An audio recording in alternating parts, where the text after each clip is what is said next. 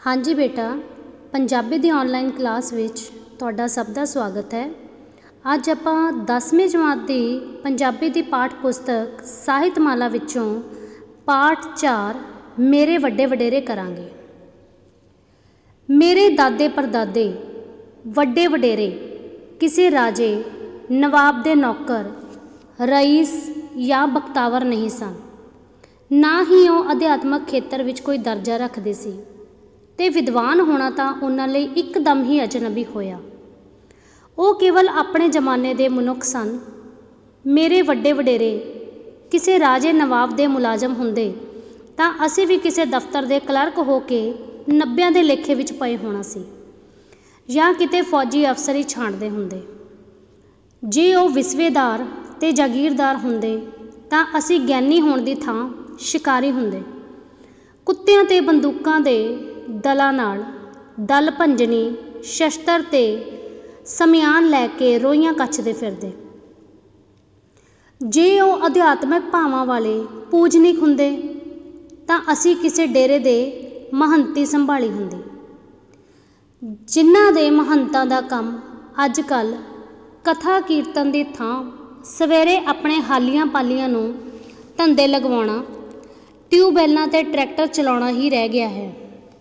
ਸਾਡੇ ਵੱਡੇ ਵਡੇਰੇ ਜੋ ਵੀ ਸਨ ਠੀਕ ਹੀ ਸਨ। ਆਪਣੇ ਵੱਡੇ ਵਡੇਰਿਆਂ ਦਾ ਵਰਣਨ ਮੈਂ ਪਿਦਰਮ ਸੁਲਤਾਨ ਬੂਧ ਦਾ ਰੋਬ ਜਮਾਉਣ ਲਈ ਨਹੀਂ ਕਿਹਾ, ਇਸ ਲਈ ਕਰਨਾ ਜ਼ਰੂਰੀ ਸਮਝਦਾ ਹਾਂ ਕਿ ਮੇਰੇ ਪਿੰਡ ਦੇ ਆਪਣੇ ਵੇਲੇ ਦੇ ਜਾਂ ਇਉਂ ਕਹੋ ਕਿ ਉਹ ਪੁਰਾਣੇ ਪੰਜਾਬ ਦੇ ਇੱਕ ਨਮੂਨੇ ਦੇ ਪੁਰਖੇ ਸਨ। ਮੈਂ ਆਪਣੇ ਦਾਦੇ ਬਾਬੇ ਅੱਖੀਂ ਨਹੀਂ ਦੇਖੇ, ਉਹਨਾਂ ਦੀਆਂ ਕਹਾਣੀਆਂ ਹੀ ਕੰਨੀ ਸੁਣੀਆਂ ਨੇ ਤੇ ਉਹ ਕਥਾਵਾਂ ਹੁਣ ਵੀ ਪਿੰਡ ਦੇ ਕਿਸੇ ਵੀ ਪੁਰਾਣੇ ਆਦਮੀ ਤੋਂ ਸੁਣੀਆਂ ਜਾ ਸਕਦੀਆਂ ਹਨ।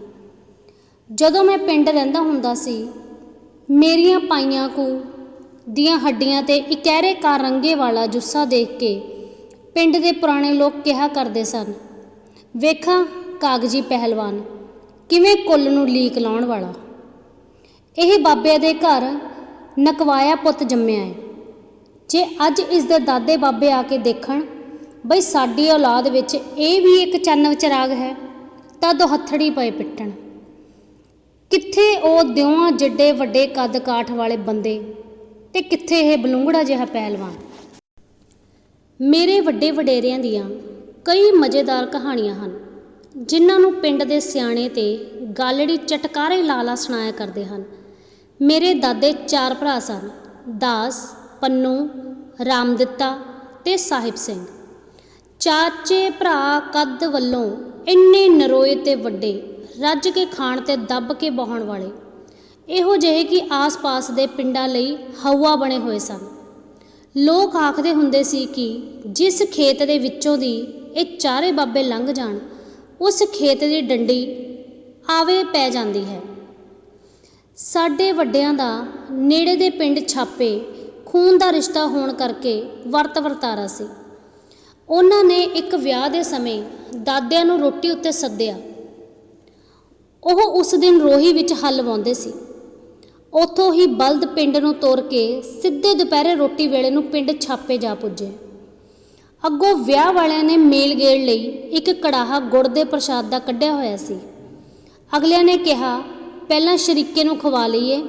ਸਾਡੇ ਬਾਬੇ ਕੜਾਹ ਖਾਣ ਲਈ ਪਹਿਲਾਂ ਹੀ ਬੈਠ ਗਏ। ਚਾਰੇ ਭਾਈ ਜਿਉਂ ਨੀਵੀਂ ਪਾ ਕੇ ਖਾਣ ਲੱਗੇ, ਪ੍ਰਸ਼ਾਦ ਦਾ ਸਾਰਾ ਕੜਾਹ ਸਮੇਟ ਛੱਡਿਆ। ਉਹਨਾਂ ਦੇ ਵਰਤਾਵਿਆਂ ਨੇ ਬਥੇਰਾ ਇੱਧਰ ਉੱਧਰ ਦੇਖਿਆ ਬਈ ਕਿਧਰੇ ਇਹ ਕੜਾਹ ਪ੍ਰਸ਼ਾਦ ਕਿਸੇ ਚੀਜ਼ ਵਿੱਚ ਸੁੱਟੀ ਤਾਂ ਨਹੀਂ ਜਾ ਰਹੇ, ਪਰ ਉਹਨਾਂ ਦੇ ਕੱਦ ਕਾਠ ਤੇ ਖੁਰਾਕ ਹੀ ਇੰਨੀ ਸੀ ਕਿ ਜੇ ਉਹ ਇੱਕ ਕੜਾਹ ਹੋਰ ਬਣਿਆ ਹੁੰਦਾ, ਅੱਧ ਪਚੱਧ ਉਸ ਵਿੱਚੋਂ ਵੀ ਕਿਹੜਾ ਨਾ ਚਰ ਜਾਂਦੇ। ਸਾਡੇ ਉਹਨਾਂ ਸੰਬੰਧੀਆਂ ਨੇ ਇਹਨਾਂ ਮਹਾਨ ਪੁਰਖਾਂ ਦੀ ਇਹ ਕਰਨੀ ਕਮਾਈ ਦਾ ਧਿਆਨ ਧਰ ਕੇ ਫੈਸਲਾ ਕਰ ਲਿਆ ਕਿ ਅੱਗੇ ਨੂੰ ਇਹਨਾਂ ਦੇ ਨਾ ਕਦੇ ਵਿਆਹ ਸ਼ਾਦੀ 'ਤੇ ਜਾਣਾ ਹੈ ਤੇ ਨਾ ਹੀ ਇਹਨਾਂ ਨੂੰ ਮੁੜ ਕੇ ਸੱਦਣਾ ਹੈ। ਜਦ ਮੇਰੇ ਜਿਹੇ ਛਟਾਕਿਆਂ ਖਾਣ ਵਾਲੇ ਕੁੱਲ ਵਿੱਚ ਚੰਨ ਚਿਰਾਗ ਪ੍ਰਗਟ ਹੋਏ, ਫਿਰ ਜਾ ਕੇ ਪੀੜ੍ਹੀਆਂ ਦੀ ਟੁੱਟੀ ਗੰਢੀ ਗਈ। ਖਾਣ ਪੀਣ ਦੇ ਪੱਖ ਨਾਲੋਂ ਵੱਧ ਪ੍ਰਸਿੱਧੀ ਉਹਨਾਂ ਦੀ ਜ਼ੋਰਾਵਰੀ ਵਧੇਰੇ ਮਸ਼ਹੂਰ ਸੀ। ਲੋਕ ਗੱਲਾਂ ਸੁਣਾਉਂਦੇ ਹਨ ਪੁਰਾਣੇ ਸਮੇਂ ਵਿੱਚ ਪਹਿਲਵਾਨ ਢੋਲ ਵਾਲੇ ਨੂੰ ਨਾਲ ਲੈ ਕੇ ਦਿਗਵਿਜੇ ਦਾ ਝੰਡਾ 'ਚ ਫੜ ਕੇ ਚੜ੍ਹਦੇ ਹੁੰਦੇ ਸੀ। ਇੱਕ ਪਿੰਡ ਫਤਿਹ ਕਰਨਾ, ਦੂਜੇ ਪਿੰਡ ਉੱਤੇ ਚੜ੍ਹਾਈ ਕਰ ਦੇਣੀ, ਨਾਲ ਮੁੰਡੀਹਰ ਤੇ ਉਹਨਾਂ ਦੇ ਕਈ ਪੱਠੇ ਚਾਂਬਲੇ ਹੁੰਦੇ।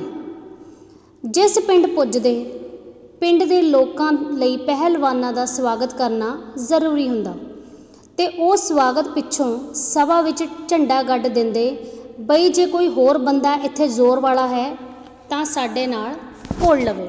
ਇਸ ਤਰ੍ਹਾਂ ਦਾ ਇੱਕ ਜੰਗਲ ਵੱਲ ਦਾ ਭੁਸਰਿਆ ਹੋਇਆ ਪਹਿਲਵਾਨ ਆਪਣੀ ਵਿਜੇ ਪਤਾਕਾ ਲਹਿਰਾਉਂਦਾ ਸਾਡੇ ਪਿੰਡ ਆ ਗੱਜਿਆ। ਪਿੰਡ ਦਾ ਚੌਧਰੀ ਚੜ੍ਹਤ ਸਿੰਘ ਉਸ ਦੇ ਸਵਾਗਤ ਲਈ ਗਿਆ। ਇੱਕ ਬੈਠਕ ਵਿੱਚ ਉਤਾਰਾ ਕਰਾਇਆ ਗਿਆ। ਸਾਡਾ ਛੋਟਾ ਜਿਹਾ ਪਿੰਡ ਦੇਖ ਕੇ ਪਹਿਲਵਾਨ ਹੋਰ ਹੰਕਾਰ ਗਿਆ। ਉਹ ਬਿੰਦੇ ਝੱਟੇ ਆਖੇ, ਇੱਥੇ ਦਾ ਤਾਂ ਕਦੇ ਕੋਈ ਪਹਿਲਵਾਨ ਸੁਣਿਆ ਹੀ ਨਹੀਂ। ਤੁਸੀਂ ਪੱਕੀ ਰਸਤ ਹਵਾਲੇ ਕਰੋ, ਅਸੀਂ ਅਗਲੇ ਪਿੰਡ ਜਾਈਏ। ਪਿੰਡ ਦਾ ਚੌਧਰੀ ਸਿਆਣਾ ਸੀ। ਉਸਨੇ ਕਿਹਾ, ਰਸਤਾ ਨੂੰ ਕਿਹੜਾ ਜੀ, ਅਸੀਂ ਕੋਈ ਨਾ ਨੁੱਕਰ ਕਰਨੀ ਹੈ। ਅਸੀਂ ਕਿਸੇ ਚੀਜ਼ ਤੋਂ ਨਾਬਰ ਨਹੀਂ। ਚੰਗੇ ਭਾਗਾਂ ਨੂੰ ਪਿੰਡ ਵਿੱਚ ਮਸਾਂ ਭਲਵਾਨ ਦੇ ਚਰਨ ਪਏ ਨੇ। ਇੱਕ ਰਾਤ ਤਾਂ ਕੱਟੋ, ਹੁਣ ਖਾਣ ਪੀਣ ਜੋਗੀ ਰਸਤ ਵਸਤ ਭੇਜ ਦਿੰਦੇ ਹਾਂ। ਦਿਨ ਚੜ੍ਹਦੇ ਨੂੰ ਸਾਰੀ ਗੱਲ ਨਜਿੱਠ ਲਵਾਂਗੇ। ਉਸ ਪੁਰਾਣੇ ਜ਼ਮਾਨੇ ਵਿੱਚ ਪਹਿਲਵਾਨਾਂ ਨੂੰ ਪਿੰਡਾਂ ਦੇ ਲੋਕ ਘਿਓ ਇਕੱਠਾ ਕਰਕੇ ਦਿੰਦੇ ਹੁੰਦੇ ਸਨ। ਗੁੜ ਦੇ ਕੱਪੜਿਆਂ ਦੇ ਥਾਨਾਂ ਦੀਆਂ ਪੰਡਾਂ ਬੰਨ੍ਹ ਦਿੰਦੇ ਸੀ। ਨਗਦੀ ਵੀ ਪੀਰਾਂ ਫਕੀਰਾਂ ਵਾਂਗ ਚੜ੍ਹਾਈ ਜਾਂਦੀ ਸੀ। ਇਹ ਪਹਿਲਵਾਨ ਪਿੰਡਾਂ ਤੋਂ ਕਾਫੀ ਸਮੱਗਰੀ, ਘਿਓ ਤੇ ਕਈ ਤਰ੍ਹਾਂ ਦੇ ਬਦਾਮ ਆਦਿ ਮੇਵੇ ਤੇ ਹੋਰ ਗੁੜ ਗੰਢ ਪੂਰੇ ਗੱਡੇ ਦਾ ਲੱਦ ਇਕੱਠਾ ਕਰੀ ਨਾਲੋਂ ਨਾਲ ਚੁੱਕੀ ਫਿਰਦਾ ਸੀ। ਉੱਪਰੋਂ ਬਿਆਸੀਏ ਦਾ ਕਾਲ ਪਿਆ ਹੋਇਆ ਸੀ। ਮੀਂਹ ਨਾ ਪੈਣ ਕਰਕੇ ਕਹਿਰ ਪੈਣ ਨਾਲ ਇੱਧਰ ਖਾਣ ਨੂੰ ਦਲੀਆ ਨਾ ਜੁੜੇ। ਪਹਿਲਵਾਨ ਨੇ ਆ ਕੇ ਪੱਕੀ ਰਸਤ ਦੀ ਨਵੀਂ ਚੱਟੀ ਲਗਾ ਦਿੱਤੀ। ਰਸਤ ਘੱਟੋ ਘੱਟ ਘੜੀ ਦਿਓ, ਇੰਨੀ ਹੀ ਖੰਡ ਬਦਾਮ ਤੇ ਹੋਰ ਸਿੱਧਾ ਵਾਧਾ ਹੁੰਦਾ ਸੀ। ਰਸਤ ਤਾਂ ਦੇਣੀ ਇੰਨੀ ਔਖੀ ਸ਼ਾਇਦ ਕਾਲ ਵੇਲੇ ਵੀ ਨਾ ਮੰਨੀ ਜਾਂਦੀ, ਪਰ ਪਿੰਡ ਦੀ ਹਤਕ ਝੱਲਣੀ ਬਹੁਤ ਔਖੀ ਸੀ। ਪਹਿਲਵਾਨਾਂ ਦੇ ਜੱਥੇ ਨੂੰ ਰਾਤ ਨੂੰ ਰਸਤ ਦੇ ਕੇ ਚੜ੍ਹਤ ਸਿੰਘ ਚੌਧਰੀ ਬਾਬੇ ਪੁੰਨੂ ਕੋਲ ਆਇਆ। ਪਿੰਡ ਦੇ ਚੌਧਰੀ ਨੂੰ ਘਰੇ ਆਇਆ ਦੇਖ ਕੇ ਬੈਠਣ ਲਈ ਪੀੜੀ ਦਿੱਤੀ ਤੇ ਪੁੱਛਿਆ, ਚੌਧਰੀ ਅੱਜ ਕੁਵੇਲੇ ਕਿਵੇਂ ਆਉਣਾ ਹੋਇਆ? ਚੌਧਰੀ ਨੇ ਸਾਰੀ ਗੱਲ ਸੁਣਾਈ ਤੇ ਪਿੰਡ ਦੀ ਇੱਜ਼ਤ ਦਾ ਵਾਸਤਾ ਪਾ ਕੇ ਕਿਹਾ, ਬਾਬਾ ਤੂੰ ਹੀ ਲਾਜ ਰੱਖ ਸਕਦਾ ਹੈ, ਬਸ ਮੈਨੂੰ ਇੱਕ ਵਾਰੀ ਹਾਂ ਕਰ ਦੇ। ਚੌਧਰੀ ਨੂੰ ਬਾਬੇ ਦੀ ਤਾਕਤ ਦਾ ਪਤਾ ਸੀ, ਵਈ ਉਹ ਕਈ ਪਹਿਲਵਾਨਾਂ ਨਾਲੋਂ ਵੱਧ ਤਾਕਤਵਰ ਹੈ। ਇਸ ਲਈ ਉਸਨੇ ਹਾਂ ਦੀ ਮੰਗ ਕੀਤੀ। ਅਖੇ ਸੋਚ ਸੋਚ ਕੇ ਪੰਨੂ ਬੁੜੇ ਨੇ ਕਿਹਾ, ਚੌਧਰੀ ਦਾ ਕਹਿਣਾ ਮੋੜਨਾ ਵੀ ਔਖਾ ਹੈ। ਹਾਮਾ ਯਾਰ ਕੇ ਆਇਆ ਹੈ, ਪਰ ਉੱਤੋਂ ਲਵੇਰੀਆਂ ਦੇ ਦੁੱਧ ਦਾ ਇੱਕ ਪਾਸੇ ਰੁੱਖ ਵੀ ਸੁੱਕ ਗਏ ਨੇ। ਖਾਣ ਪੀਣ ਨੂੰ ਚੱਜ ਹਾਲ ਦੀ ਰੋਟੀ ਵੀ ਨਹੀਂ ਜੁੜਦੀ। ਦੇਖੀ ਚੌਧਰੀ ਕਿਤੇ ਸੁੱਕੀ ਹੱਡੀ ਮਰਵਾ ਦੇਵੇਂ। ਬਾਬੇ ਨੇ ਨੀਮ ਰਜ਼ਾਮੰਦੀ ਪ੍ਰਗਟ ਕਰਦਿਆਂ ਨਿਹੋਰੇ ਨਾਲ ਕਿਹਾ। ਚੌਧਰੀ ਨੇ ਕਿਹਾ, ਬਾਬਾ ਤੂੰ ਫਿਕਰ ਨਾ ਕਰ, ਮੈਂ 1-2 ਦਿਨ ਤੈਨੂੰ ਤਿਉੜ ਕਰਕੇ ਮੋਠ ਬਾਜਰੇ ਦੀ ਰੱਜਵੀਂ ਖਿਚੜੀ ਭੇਜਦਾ ਰਹੂੰਗਾ। ਤੂੰ ਜਰਾ ਆਸ ਬਣਾ, ਆਪਾਂ ਤੋਂ ਪਿੰਡ ਦੀ ਹੀਣਤਾ ਨਹੀਂ ਚੱਲੀ ਜਾਂਦੀ। ਦੂਜੇ ਦਿਨ ਚੌਧਰੀ ਨੇ ਪਹਿਲਵਾਨ ਨੂੰ ਆਖ ਦਿੱਤਾ, ਜੀ ਅਸੀਂ ਪੱਕੀ ਰਸਤ ਦੇਣ ਦੀ ਥਾਂ ਜਿੱਦਣ ਕਹੋ 2 ਹੱਥ ਹੀ ਕਰਕੇ ਦੇਖਾਂਗੇ। ਪਿੰਡ ਦੀ ਹਲੱਤਣ ਲੋਕ ਕਹਿੰਦੇ ਨੇ ਜੀ, ਸਾਥੋਂ ਝੱਲੀ ਨਹੀਂ ਜਾਂਦੀ। ਦਿਨ ਬੰਨਿਆ ਗਿਆ। ਪਿੰਡ ਦੇ ਪਿੰਡ ਟੁੱਟ ਕੇ ਤਮਾਸ਼ਾ ਵੇਖਣ ਆ ਪਏ। ਬਹੁਤੀ ਹੈਰਾਨੀ ਇਹ ਵਈ ਟਿੱਡੇ ਜਿੱਡਾ ਪਿੰਡ, ਇੱਥੇ ਨਾਮੀ ਪਹਿਲਵਾਨ ਨਾਲ ਕਿਹੜਾ ਲੋਹਾ ਲੈਣ ਵਾਲਾ ਜੰਮ ਪਿਆ ਹੈ। ਚਲੋ ਦੇਖੀਏ ਤਾਂ ਸਹੀ। ਢੋਲ ਵੱਜਿਆ, ਛਿੰਝ ਮੱਗ ਗਈ। ਪਹਿਲਵਾਨ ਦਾ ਨਿਹਾਰੀਆ ਖਾ ਖਾ ਗੁੰਨਿਆ ਜਿਸਮ ਤੇ ਨਿੱਤ ਕਰਤੱਬੀ ਜੁੱਸਾ ਦੇਖ ਕੇ ਸਾਰੇ ਲੋਕ ਹੈਰਾਨ, ਵਈ ਇਸ ਚੁਸਤ ਜਵਾਨ ਨਾਲ ਕੌਣ ਘੁਲੇਗਾ। ਬਾਬਾ ਪੰਨੂ ਅਖਾੜੇ ਦੇ ਇੱਕ ਪਾਸੇ ਖੇਸ ਦੀ ਬੁੱਕਲ ਮਾਰੀ ਬੈਠਾ ਸੀ। ਪਹਿਲਵਾਨ ਅਖਾੜੇ ਵਿੱਚ ਗੇੜੇ ਮਾਰ ਮਾਰ ਕੇ ਰੋਹ ਪਾਉਂਦਾ ਤੇ ਆਪਣੇ ਸਰੀਰ ਦੇ ਸੋਹਣੇ ਅੰਗ ਦਿਖਾਉਂਦਾ, ਚਟਕਾਉਂਦਾ ਅਤੇ ਮਟਕਾਉਂਦਾ ਫਿਰਦਾ ਰਿਹਾ। ਜਦੋਂ ਅਖਾੜਾ ਜੰਮ ਗਿਆ, ਚੌਧਰੀ ਚੜ੍ਹਤ ਸਿੰਘ ਬਾਬੇ ਪੰਨੂ ਕੋਲ ਆਇਆ, ਮੱਥਾ ਟੇਕ ਕੇ ਕਿਹਾ, ਬਾਬਾ ਰੱਖ ਪਿੰਡ ਦੀ ਪੱਤ, ਰੱਬ ਤੇਰੇ ਵਿੱਚ ਸੱਤ ਪਾਵੇ।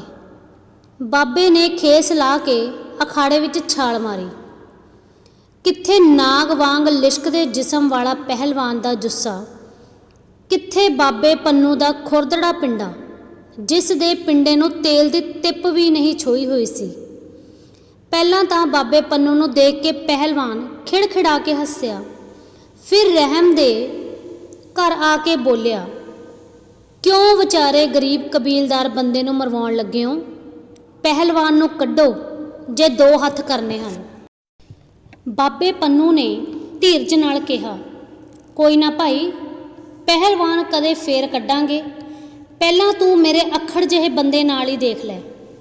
ਇੱਕ ਦੋ ਆਰੰਭਿਕ ਹੱਥ ਕਰਨ ਪਿੱਛੋਂ ਬਾਬੇ ਪੰਨੂ ਨੇ ਪਹਿਲਵਾਨ ਦੀ ਠੋਡੀ ਹੇਠਾਂ ਕੂਣੀ ਦਾ ਹੌੜਾ ਦੇ ਕੇ ਮਗਰੋਂ ਗਰਦਨ ਵੱਲੋਂ ਵਲੇਵੇ ਨਾਲ ਉਤਾਂਹ ਨੂੰ ਉਗੀਸ ਕੇ ਪਹਿਲਵਾਨ ਨੂੰ ਬਾਹਾਂ ਉੱਤੇ ਧਰਤੀ ਤੋਂ ਉੱਪਰ ਵੱਲ ਨੂੰ ਅਜਿਹਾ ਚੱਕਿਆ ਕਿ ਉਸ ਦੇ ਪੈਰ ਧਰਤੀ ਉੱਤੇ ਨਾ ਲੱਗਣ।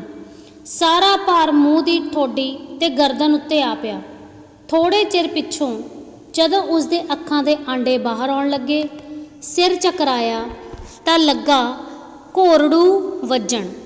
ਪਹਿਲਵਾਨ ਸਾਹਿਬ ਦੇ ਸਾਥੀ ਲੱਗੇ ਤੌਰ ਭੌਰ ਹੋ ਕੇ ਦੇਖਣ। ਮਸਾਂ ਇਸ਼ਾਰਿਆਂ ਨਾਲ ਜਾਨ ਬਖਸ਼ਾਉਣ ਦੇ ਵਾਸਤੇ ਪਾ ਕੇ ਪਹਿਲਵਾਨ ਨੇ ਖਹਿੜਾ ਛੜਾਇਆ। ਬਾਬੇ ਪੰਨੂ ਨੇ ਲੋਕਾਂ ਨੂੰ ਕਿਹਾ, ਦੇਖੋ ਭਾਈ, ਅਸੀਂ ਹਾਲਾ ਘੁਲੇ ਨਹੀਂ। ਐਸ ਪਹਿਲਵਾਨ ਨੂੰ ਕਹੋ, ਜਿੰਨਾ ਚਿਰ ਇੱਕ ਜਣਾ ਪੁੱਠਾ ਸਿੱਧਾ ਨਹੀਂ ਹੋ ਜਾਂਦਾ, ਉਤਨਾ ਚਿਰ ਕੁਸ਼ਤੀ ਪੂਰੀ ਨਹੀਂ ਹੁੰਦੀ। ਲੋਕ ਉਸ ਪਹਿਲਵਾਨ ਨੂੰ ਘੇਰ ਕੇ ਅਖਾੜੇ ਵੱਲ ਖਿੱਚਣ ਤੇ ਉਹ ਉੱਥੋਂ ਭੱਜਣ ਦੇ ਰਾਹ ਲੱਭੇ। ਆਖਰ ਦਿਨ ਛਿਪਦੇ ਤੋਂ ਪਹਿਲਾਂ ਆਪਣਾ ਲੁੰਗ ਲਾਣਾ ਛੱਡ ਕੇ ਪੱਤਰਾ ਵਾਚ ਗਿਆ। ਬਾਬੇ ਪੰਨੂ ਦੀ ਜੈ ਦੀ ਧੁਨੀ ਲੋਕਾਂ ਦੇ ਦਿਲਾਂ ਵਿੱਚ ਕਈ ਵਰੇ ਗੂੰਜਦੀ ਰਹੀ। ਇੱਕ ਵਾਰ ਦੀ ਗੱਲ ਹੈ, ਇੱਕ ਪੁਰਾਣੇ ਸ਼ਹਿਤੂਤ ਦਾ ਦਰਖਤ ਹਨੇਰੀ ਨਾਲ ਜੜ੍ਹਾਂ ਤੋਂ ਉਖੜ ਕੇ ਰਾਹ ਵਿਚਾਲੇ ਡਿੱਗ ਪਿਆ। ਉਸ ਦੀਆਂ ਜੜ੍ਹਾਂ ਧਰਤੀ ਤੋਂ ਉਖੜ ਕੇ ਬਾਹਰ ਆ ਗਈਆਂ, ਪਰ ਵਿੱਚੋਂ ਅਲੱਗਾ ਨਾ ਹੋਣ। ਦਰਖਤ ਰਾਹ ਵਿੱਚ ਅੜਿੱਕਾ ਬਣ ਕੇ ਪੈ ਗਿਆ। ਸਾਡਾ ਇੱਕ ਬੁੱਢਾ ਬਾਬਾ ਉਧਰੋਂ ਲੰਘ ਰਿਹਾ ਸੀ। ਸ਼ਹਿਤੂਤ ਕੋਲ ਖੜੇ ਇੱਕ ਦੋ ਬੰਦੇ ਸੋਚ ਰਹੇ ਸੀ, ਬਈ ਇਸ ਦੇ ਬੜਾਂਗ ਨੂੰ ਪਹਿਲਾਂ ਛਾਂਗੀਏ ਜਾਂ ਜੜ੍ਹਾਂ ਦੇ ਤਣੇ ਵੱਢੀਏ ਤਾਂ ਜੋ ਛੇਤੀ ਰਾਹ ਬਣੇ ਤੇ ਲੰਘ ਹੋਵੇ। ਕੋਲੋਂ ਦੀ ਲੰਘਿਆ ਜਾਂਦਾ ਬਾਬਾ ਦੇਖ ਕੇ ਪੁੱਛਣ ਲੱਗਾ, ਬਾਬਾ, ਇਸ ਦੀ ਛਾਂਗ ਛੰਗਾਈ ਦੱਸ ਕਿਵੇਂ ਕਰੀਏ? ਬਾਬੇ ਨੇ ਕਿਹਾ, ਖਿੱਚ ਕੇ ਘਰ ਨੂੰ ਲੈ ਜਾਵੋ, ਆਪੇ ਛਾਂਗ ਛੰਗਾਈ ਹੁੰਦੀ ਰਹੇਗੀ। ਉਹਨਾਂ ਕਿਹਾ, ਲੈ ਬਈ ਬਾਬਾ, ਰਹੀ ਗੱਲ ਜੇ ਤੂੰ ਖਿੱਚ ਕੇ ਲੈ ਜਾਵੇਂ ਤਾਂ ਸ਼ਹਿਤੂਤ ਤੇਰਾ ਹੋਇਆ। ਬਸ ਜੀ, ਫਿਰ ਕੀ ਸੀ। ਬਾਬੇ ਨੇ ਪਹਿਲਾਂ ਬੜਾਂਗ ਵਾਲੇ ਪਾਸਿਓਂ ਸ਼ਹਿਤੂਤ ਨੂੰ ਉਥਲ ਪੁਥਲ ਕੇ ਜੜ੍ਹਾਂ ਉਖਾੜ ਦਿੱਤੀਆਂ, ਫਿਰ ਜੜ੍ਹਾਂ ਵੱਲੋਂ ਖਿੱਚ ਕੇ ਅੰਦਰ ਵਾੜ ਕੇ ਦਮ ਲਿਆ। ਤੰਗ ਦਰਵਾਜ਼ੇ ਵਿੱਚ ਅੜਿੱਕਾ ਲੱਗਿਆ। 2-4 ਝਟਕੇ ਲਾ ਕੇ ਜੜ੍ਹਾਂ ਵੱਲੋਂ ਟਾਣੇ ਟਾਣੀਆਂ ਫੜ ਕੇ ਅਜਿਹੇ ਖਿੱਚੇ ਕਿ ਉਹ ਸੁੱਕੜ ਕੇ ਨਾਲ ਲੱਗ ਗਈਆਂ। ਫਿਰ 2-4 ਹੁਜਕੀਆਂ ਨਾਲ ਸਾਰਾ ਰੁੱਖ ਘਸੀਟ ਕੇ ਅੰਦਰ ਖਿੱਚ ਕੇ ਸੁੱਟ ਲਿਆ। ਜਿਨ੍ਹਾਂ ਸੱਜਣਾ ਨੂੰ ਇਹਨਾਂ ਗੱਲਾਂ ਉੱਤੇ ਇਤਬਾਰ ਨਾ ਆਵੇ, ਉਹ ਸਾਡੇ ਇੱਕ ਘਰ ਵਿੱਚ ਕਿੱਕਰ ਦੀ ਚੜ੍ਹੀ ਹੋਈ ਲਟੇਨ ਦਾ ਪ੍ਰਤੱਖ ਪ੍ਰਮਾਣ ਅੱਖੀਂ ਦੇਖ ਸਕਦੇ ਹਨ, ਜਿਸ ਦੀ ਕਥਾ ਇਸ ਤਰ੍ਹਾਂ ਹੈ। ਕਹਿੰਦੇ ਹਨ, ਸਾਡਾ ਵੱਡਾ ਦਾਦਾ ਦਾਸ ਬਾਹਰੋਂ ਮੋਰੇ ਵਿੱਚੋਂ ਡੰਗਰਾਂ ਨੂੰ ਵੱਗ ਵਿੱਚ ਰਲਾਉਣ ਗਿਆ। ਫਿਰਦੇ ਫਰਾਂਦੇ ਦੀ ਇੱਕ ਕਿੱਕਰ ਦੀ ਗੇਲੀ ਉੱਤੇ ਨਿਗਾਹ ਪੈ ਗਈ। ਉਸ ਗੇਲੀ ਨੂੰ ਕੁਝ ਬੰਦੇ ਪਹਿਲਾਂ ਕਿੱਧਰੋਂ ਦੂਰ ਨੇੜਿਓਂ ਉੱਥੇ ਲਿਆ ਕੇ ਸੁੱਟ ਗਏ ਸੀ, ਬਈ ਉਦੋਂ ਦਾਅ ਲੱਗਿਆ, ਫਿਰ ਪਿੰਡ ਲੈ ਚੱਲਾਂਗੇ। ਲੱਕੜ ਦੀ ਅਜਿਹੀ ਮਾਰ ਧਾੜ ਪਹਿਲਾਂ ਆਮ ਹੁੰਦੀ ਸੀ। ਸਾਡੇ ਬਾਬੇ ਨੇ ਕਿਹਾ, ਚੌਧਰੀ, ਇਹ ਟੰਬਾ ਜਿਹਾ ਕਿਸ ਦਾ ਹੈ? ਉਸ ਦਾ ਜਿਹੜਾ ਲੈ ਜਾਵੇ। ਚੌਧਰੀ ਨੇ ਵਿਅੰਗ ਕੀਤਾ, ਬਈ ਇਹ ਐਡੀ ਲੱਕੜ ਨੂੰ ਟੰਬਾ ਹੀ ਦੱਸਦਾ ਹੈ। ਫਿਰ ਚੌਧਰੀ ਬੁਰਾ ਨਾ ਮਨਾਉਣਾ ਆਖ ਕੇ ਬਾਬੇ ਨੇ ਨਾ ਕੀਤੀ, ਹਾਂ ਨਾ ਕੀਤੀ, ਹੂੰ। ਝੱਟ ਮੋਢਾ ਹੇਠਾਂ ਡਾਹ ਦਿੱਤਾ ਤੇ ਕਿੱਕਰ ਦੀ ਗੇਲੀ ਘਰ ਲਿਆ ਸੁੱਟੀ। ਉਸ ਦੀ ਲਟੇਨ ਚੜਾਈ ਗਈ। ਅਸੀਂ 90 ਵਰੇ ਪਿੱਛੋਂ ਪਿਛਲੇ ਸਾਲੀ ਉਹ ਸੁੱਖੀ ਪੱਕੀ ਤੱਛ ਮੁੱਛ ਕੇ ਹੌਲੀ ਹੋਈ ਲਟੇਨ ਜਦੋਂ ਚੜਾਈ ਗਈ ਤਾਂ ਪਿੰਡ ਦੇ 94 8-10 ਗੱਭਰੂ ਇਕੱਠੇ ਕਰਨੇ ਪਏ। ਉਹ ਰਲ ਕੇ ਲਟੇਨ ਚੜਾਉਣ ਵਾਲਿਆਂ ਬਾਬਿਆਂ ਦੇ ਗੁਣ ਗਾਉਣ, ਬਈ ਦੇਖੋ ਹੁਣ ਸਾਰੇ ਪਿੰਡ ਦੇ 94 ਮੁੰਡੇ ਲੱਗੇ ਹਨ। ਬਾਬਾ ਪਤਾ ਨਹੀਂ ਕਾਹਦਾ ਬਣਿਆ ਹੋਇਆ ਸੀ ਜਿਹੜਾ ਇਕੱਲਾ ਹੀ ਇਹ ਗੇਲੀ ਚੁੱਕ ਲਿਆਇਆ ਸੀ। ਇਕੱਲੇ ਬਾਬਿਆਂ ਦੀ ਗੱਲਾਂ ਹੀ ਨਹੀਂ, ਉਹਨਾਂ ਦੀਆਂ ਭੈਣਾਂ ਵੀ ਅਜਿਹੀਆਂ ਸਨ। ਕਹਿੰਦੇ ਇੱਕ ਵਾਰ ਸਾਡੇ ਘਰ ਦੇ ਸਾਰੇ ਜੀਅ ਜਦੋਂ ਬਾਹਰ ਜਵਾਰ ਦੇ ਸਿੱਟੇ ਡੁੰਗਦੇ ਸੀ, ਉਹਨਾਂ ਦੀ ਛੋਟੀ ਭੈਣ ਰੋਟੀ ਲੈ ਕੇ ਗਈ। ਆਉਂਦੀ ਹੋਈ ਡੁੰਗੇ ਹੋਏ ਸਾਰੇ ਸਿੱਟਿਆਂ ਦੀ ਪੰਡ ਬੰਨ੍ਹ ਲਿਆਈ। ਜਦੋਂ ਉਹ ਸਿੱਟੇ ਕੁੱਟ ਕੇ ਸਾਰੀ ਜਵਾਰ ਜੋਖੀ ਤਾਂ 5 ਮਣ ਕੱਚੀ ਹੋਈ, ਬਾਕੀ ਨਿੱਕ ਸੁੱਕ ਅਣਜੋਖਿਆ ਹੀ ਪਰੇ ਸੁੱਟ ਦਿੱਤਾ। ਬਾਬਿਆਂ ਦੀ ਇੱਕ ਭੈਣ ਪਿੰਡ ਚੜਿਕ ਵਿੱਚ ਵਿਆਹੀ ਹੋਈ ਸੀ। ਪਹਿਲਾਂ ਪਹਿਲ ਸਹੁਰੇ ਗਈ ਤਾਂ ਸ਼ਾਮ ਨੂੰ ਬਾਹਰ ਜਾਣ ਵੇਲੇ ਰਾਹ ਵਿੱਚ ਇੱਕ ਪਹਿਲਵਾਨ ਮੁਗਦਰ ਚੁੱਕਦਾ ਦੇਖਿਆ। ਵਾਪਸ ਘਰ ਆਉਣ ਵੇਲੇ ਅਖਾੜਾ ਵਿਛੜ ਚੁੱਕਾ ਸੀ। ਬਾਬਿਆਂ ਦੀ ਭੈਣ ਨੇ ਆਪਣੀ ਸੱਸ ਨੂੰ ਪੁੱਛਿਆ, ਅੰਮਾ ਇੱਥੇ ਮੁੰਡੇ ਜਿਹੇ ਕੀ ਕਰਦੇ ਸੀ? ਧੀਏ, ਇਹ ਮੁਗਦਰ ਚੁੱਕਦੇ ਸੀ। ਪਿੰਡ ਦਾ ਇੱਕ ਪਹਿਲਵਾਨ ਬੜਾ ਨਰੋਆ ਹੈ, ਉਸ ਬਿਨਾਂ ਹੋਰ ਕੋਈ ਨੇੜੇ ਦੇ ਪਿੰਡ ਵਿੱਚ ਮੁਗਦਰ ਨੂੰ ਨਹੀਂ ਚੁੱਕ ਸਕਦਾ। ਬਾਕੀ ਲੋਕ ਦੂਰੋਂ ਨੇੜਿਓਂ ਉਸ ਨੂੰ ਦੇਖਣ ਆਏ ਹੋਏ ਸੀ। ਸਾਹਮਣੇ ਮੁਗਦਰ ਪਿਆ ਸੀ। ਅੰਮਾ ਜੀ, ਇਸੇ ਨੂੰ ਮੁਗਦਰ ਆਖਦੇ ਹਨ। ਆ ਕੇ ਉਸ ਨੇ ਜਿਉਂ ਚੁੱਕਿਆ ਨਾਲ ਲੱਗਦੇ ਇੱਕ ਖੋਲੇ ਵਿੱਚ ਵਗਾ ਸੁੱਟਿਆ। ਦਿਨ ਚੜ੍ਹਿਆ ਤਾਂ ਲੋਕ ਲੱਗੇ ਮੁਗਦਰ ਦੀ ਭਾਲ ਕਰਨ। ਆਖਰ ਨਾਲ 2 ਖੋਲੇ ਵਿੱਚ ਮਿਲ ਗਿਆ। ਜਿਵੇਂ ਕਿਸੇ ਨੇ ਰਾਹ ਵਿੱਚ ਲੱਗਦਾ ਅੜਿੱਕਾ ਦੂਰ ਕਰਨ ਲਈ ਇੱਕ ਰੋੜ ਪਰੇ ਵਗਾ ਸੁੱਟਿਆ ਹੋਵੇ। ਇਸ ਤਰ੍ਹਾਂ ਮੁਗਦਰ ਪਿਆ ਦੇਖਿਆ ਤਾਂ 4-5 ਜਣੇ ਰੇੜ ਕੇ ਮੁੜ ਉੱਥੇ ਲੈ ਆਏ। ਪਹਿਲਵਾਨ ਨੂੰ ਪਤਾ ਲੱਗਿਆ, ਉਹ ਭਮੱਤਰ ਗਿਆ, ਬਈ ਮੇਰੇ ਇਸ ਮੁਗਦਰ ਨੂੰ ਹਿਲਾਉਣ ਵਾਲਾ ਹੋਰ ਇੱਥੇ ਕੌਣ ਆ ਗਿਆ ਹੈ। ਦੂਜੇ ਦਿਨ ਫੇਰ ਸ਼ਾਮ ਨੂੰ ਜਦ ਤੀਵੀਆਂ ਬਾਹਰ ਗਈਆਂ, ਮੁਗਦਰ ਉੱਥੇ ਪਿਆ ਦੇਖ ਕੇ ਕਿਹਾ, ਇਹ ਜਾਏ ਖਾਣਾ ਫੇਰ ਰਾਹ ਵਿੱਚ ਹੀ ਪਿਆ ਹੈ। ਆਖਦਿਆਂ ਬੀਬੀ ਦੀ ਭੈਣ ਨੇ ਇੰਨੇ ਜ਼ੋਰ ਦੀ ਵਗਾਇਆ ਕਿ ਅਗਲੇ ਖੋਲੇ ਦੀ ਕੰਧ ਢਹਿ ਗਈ। ਲੋਕਾਂ ਨੂੰ ਪਤਾ ਲੱਗ ਗਿਆ, ਪਹਿਲਵਾਨ ਦੀ ਖਾਨਿਓਂ ਗਈ। ਦੂਜੇ ਦਿਨ ਥਾਲੀ ਵਿੱਚ 101 ਰੁਪਏ ਤੇ ਇੱਕ ਸੁੱਚਾ ਤਿਉਰ ਲੈ ਕੇ ਪਹਿਲਵਾਨ ਆਇਆ ਤੇ ਬਾਬਿਆਂ ਦੀ ਭੈਣ ਨੂੰ ਨਜ਼ਰਾਨਾ ਪੇਸ਼ ਕਰਕੇ ਕਿਹਾ, ਚਾਚੀ ਤੂੰ ਮੇਰੀ ਪਰਮ ਦੀ ਭੈਣ ਹੋਈ। ਧੰਨ ਤੂੰ, ਧੰਨ ਤੇਰੇ ਜਾਣਦੇ। ਮੈਂ ਤਾਂ ਬਸ ਦਰਸ਼ਨਾਂ ਲਈ ਆਇਆ ਹਾਂ, ਬਈ ਅਜਿਹੀ ਸ਼ਕਤੀ ਵਾਲੀ ਦੇਵੀ ਇੱਥੇ ਕੌਣ ਹੈ। ਮੈਂ ਅੱਜ ਤੋਂ ਪਹਿਲਵਾਨੀ ਛੱਡੀ। ਕਹਿੰਦੇ ਜੇ ਜਿਤਨਾ ਚਿਰ ਪਹਿਲਵਾਨ ਜਿਉਂਦਾ ਰਿਹਾ, ਹਰ ਇੱਕ ਤਿੱਥ ਤਿਉਹਾਰ ਉੱਤੇ ਬਾਬਿਆਂ ਦੀ ਭੈਣ ਨੂੰ ਤਿਉਰ ਤੇ ਕੱਪੜੇ ਲੀੜੇ ਚੜਾਉਂਦਾ ਰਿਹਾ। ਬਾਬਿਆਂ ਦੀ ਉਸ ਭੈਣ ਦੇ 2 ਪੁੱਤ ਜਨਮੇ। ਕਹਿੰਦੇ ਦੁੱਧ ਰਿੜਕਣ ਵੇਲੇ ਉਹ ਦੋਹਾਂ ਨੂੰ ਕੋਲ ਸੱਦ ਲੈਂਦੀ ਤੇ ਜੋ ਮੱਖਣੀ ਨਿਕਲਦੀ ਅੱਧੋ ਅੱਧ ਵੰਡ ਕੇ ਖਵਾਉਂਦੀ, ਫਿਰ ਦੜਾਉਂਦੀ, ਨਸਾਉਂਦੀ ਤੇ ਜ਼ੋਰ ਕਰਾਉਂਦੀ। ਉਹਨਾਂ ਵਿੱਚੋਂ ਇੱਕ ਵੱਡਾ ਮੰਗਲ ਸਿੰਘ ਨਾਮੀ ਪਹਿਲਵਾਨ ਹੋਇਆ। ਉਹ ਆਪਣੇ ਮਾਮਿਆਂ ਨੂੰ ਮਿਲਣ ਲਈ ਮੇਰੇ ਪਿੰਡ ਆਇਆ ਸੀ। ਲੋਕਾਂ ਨੇ 1 ਮਹੀਨੇ ਲਈ ਘੁਲਣ ਖੇਡਣ ਵਾਸਤੇ ਰੱਖ ਲਿਆ। ਉਹ ਸਵਾ ਮਣ ਦੀਆਂ ਮੂੰਗਲੀਆਂ ਫੇਰਿਆ ਕਰਦਾ ਸੀ। ਮਹੀਨਾ ਪਰ ਮੂੰਗਲੀਆਂ ਫੇਰਦਾ ਰਿਹਾ। ਸਾਰਾ ਪਿੰਡ ਦੇਖਣ ਜਾਂਦਾ, ਬਾਹਰੋਂ ਵੀ ਲੋਕ ਦੇਖਣ ਆਉਂਦੇ, ਪਰ ਮੇਰੇ ਬਾਬੇ ਹੋਰੀ ਨਾ ਗਏ। ਇੱਕ ਦਿਨ ਚੌਧਰੀ ਨੇ ਕਿਹਾ, ਬਾਬਾ ਤੁਹਾਡਾ ਭਾਣਜਾ ਆਇਆ ਹੋਇਆ, ਕਿਸੇ ਦਿਨ ਉਸ ਦਾ ਕਰਤੱਵ ਦੇਖ ਕੇ ਹੌਸਲਾ ਅਫਜ਼ਾਈ ਤਾਂ ਕਰ ਆਵੋ। ਬਾਬੇ ਨੇ ਕਿਹਾ, ਐਵੇਂ ਕਿਧਰੇ ਨਮੋਸ਼ੀ ਨਾ ਦਵਾ ਦੇਵੇ। ਚੰਗਾ, ਕਿਸੇ ਦਿਨ ਆਵਾਂਗੇ। ਅਗਲੇ ਦਿਨ ਜਦੋਂ ਬਾਬਾ ਗਿਆ ਤਾਂ ਉਸ ਦੇ ਪਹਿਲਵਾਨ ਭਾਣਜੇ ਦੇ ਮੂੰਹ ਤੇ ਲਾਲੀਆਂ ਆ ਗਈਆਂ। ਉਸ ਨੇ ਕਿਹਾ, 20-25 ਸੇਰ ਦੇ ਅੱਜ ਹੋਰ 2 ਸੰਗਲ ਮੂੰਗਲੀਆਂ ਬੰਨ੍ਹ ਦੇਵੋ, ਮੇਰਾ ਮਾਮਾ ਦੇਖਣ ਆਇਆ ਹੈ।